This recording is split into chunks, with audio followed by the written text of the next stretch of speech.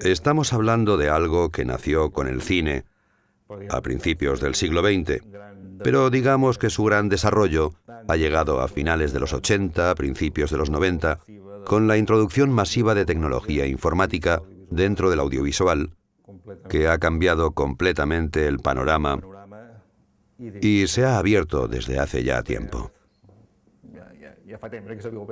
Porque estamos hablando también de la publicidad, que ya viene de los años 50 o 60 de la televisión, que queda totalmente cubierta por lo que entendemos el concepto de diseño audiovisual. Pero digamos que la posibilidad de desarrollo del lenguaje ha llegado a finales del siglo XX. Y que hay un nuevo lenguaje, parecía evidente, y a mi entender es claro que lo es. Un lenguaje específico. Cuando hablamos de estructura fílmica o cuando hablamos de narración o de documental, de película, incluso podríamos llegar a hablar de las noticias en un informativo, y aquí el discurso tiene una cierta literalidad. Debe ser interpretado claramente. La información ha de llegar sin ningún tipo de tropiezo, ya sea tanto porque es una noticia como porque estamos explicando el relato de una película. Y por tanto tiene un guión detrás, hay una historia que explicar.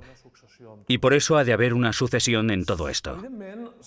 Evidentemente se beneficia y el diseño audiovisual recoge parte de estos recursos narrativos.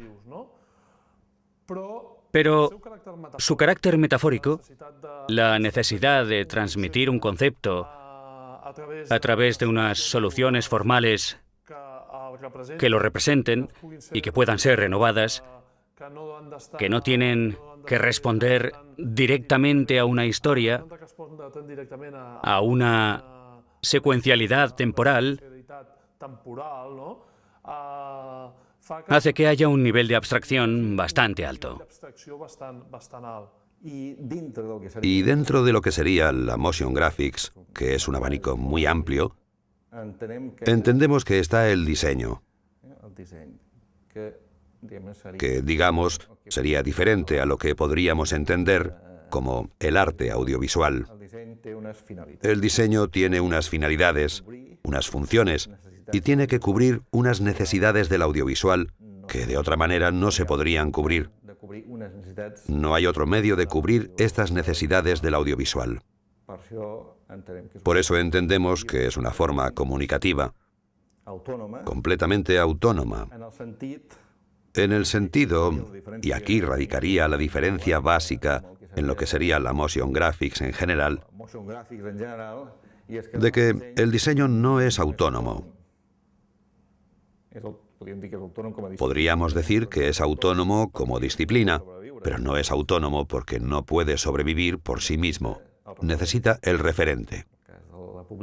En el caso de la publicidad serían los productos, los servicios. En el caso del cine, los títulos de crédito, que harían referencia a la película misma.